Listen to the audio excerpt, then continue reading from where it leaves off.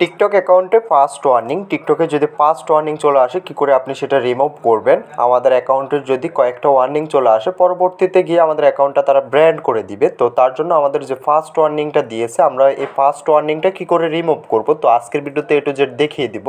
টিকটকের যে কোনো সমস্যার জন্য আমাদের সাথে যোগাযোগ করতে পারেন। ডিসক্রিপশন, হোয়াটসঅ্যাপ, টেলিগ্রাম গ্রুপের লিঙ্ক পেয়ে যাবেন, আমাদের নাম্বার দেওয়া আছে, অবশ্যই আমাদের সাথে যোগাযোগ করতে পারেন। TikTok account brand, TikTok account hack, যে কোনো সমস্যার জন্য আমাদের সাথে যোগাযোগ করে আপনার সমস্যাটা সমাধান করে নিতে পারবেন।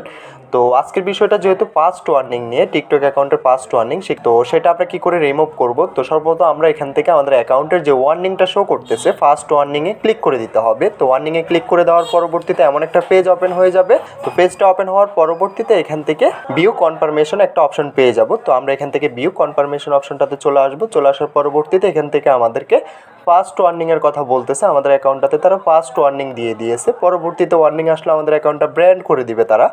তো এখান থেকে আমাদের এমন একটা পেজ ওপেন হয়ে যাবে। পেজটা ওপেন হওয়ার পরবর্তীতে এখান থেকে আমাদেরকে বলতেছে যে আপনি কি অ্যাপ্লাই করতে চান কিংবা আপনি কি আবেদন করতে চান আপনার অ্যাকাউন্টে যেহেতু ফার্স্ট ওয়ার্নিং এসেছে ওয়ার্নিংটা রিমুভ করার জন্য। তো এখান থেকে আমরা জাস্ট দুটো অপশন সিলেক্ট করতে পারবো, একটা হচ্ছে ইয়েস, একটা হচ্ছে নো। তো আমরা অবশ্যই এখান থেকে নো অপশনটাতে সিলেক্ট করে দিতে হবে। নো অপশনটা সিলেক্ট করার পরবর্তীতে এমন একটা পেজ ওপেন হয়ে যাবে।